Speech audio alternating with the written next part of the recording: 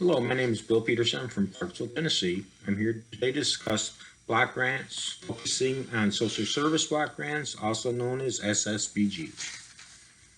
SSBGs are distributed by a formula. Excuse me.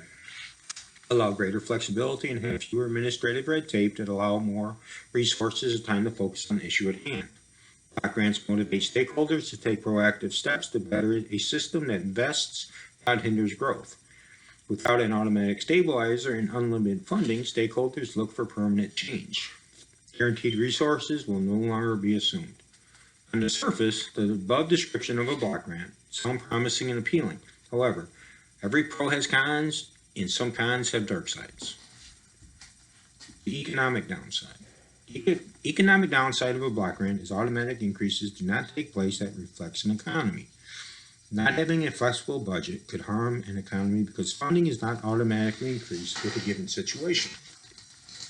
The elimination of an automatic stabilizer will aid in weakening the downturn and not help keep people employed because resources will not be available. This will also hinder other programs that are very important. Then there is the dark side.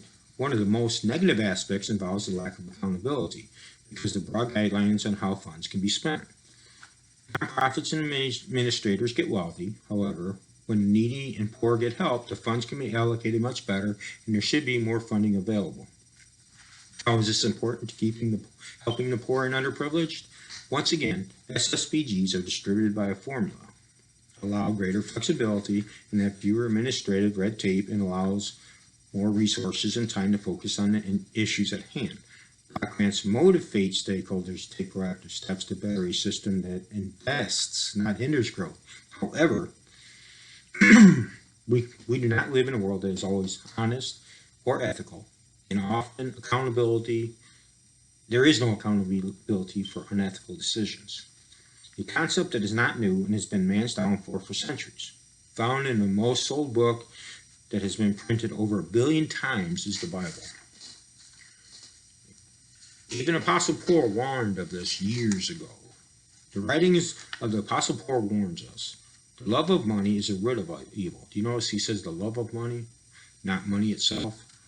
With all that, all wrongdoing can be tracked to an excessive amount of material wealth. If you think about it, every crime has one thing in common. It's about greed. Today, we see unaccountability of thousands, if not millions of dollars. One example comes from 2018 in Baltimore. An audit found Baltimore failed to keep track of billions in grant money. Reference: Baltimore Sun, March 2018, and other credible resources. The audit of how the city manages millions of dollars in state and grant funds has come to the same conclusion that previous examinations found. Grant money coming into city government is conflicting with what city agencies are spending. This clearly tells you and me that this is an ongoing issue and probably won't be new. And just think, Baltimore is much littler than Chicago or Detroit. So how widespread is this? And then, there is no accountability. For years, it has resulted in millions of unaccountable grant funding. Each time officials have pleaded to fix the problem. However, no accountability ever has taken place. In 2014, the Finance Department study found city agencies couldn't account for as much as $40 million in grant money. The report blamed poor budgeting, poor oversight, outdated policies, and inconsistent accounting procedures. Once again, that equals unaccountability. In 2015, Baltimore Housing Authority approved $6.2 million in questionable payments through the same kind of grant money, including grants to 3 dozen houses that were not even in the city. To correct the issue, city officials moved the grant program to the Mayor's Office of Human Services with little change seen. Once again, we can see they physically moved the location, but it doesn't look like they really attacked accountability issues.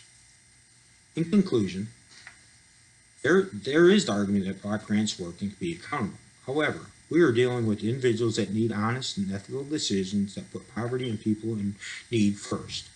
There is no time to play with people's lives. Because of this, categorical grants are the best choice because they are regulated to ensure people get the help they need. Thank you for your time. and consideration on better accountability for grants. Have a good day and God bless.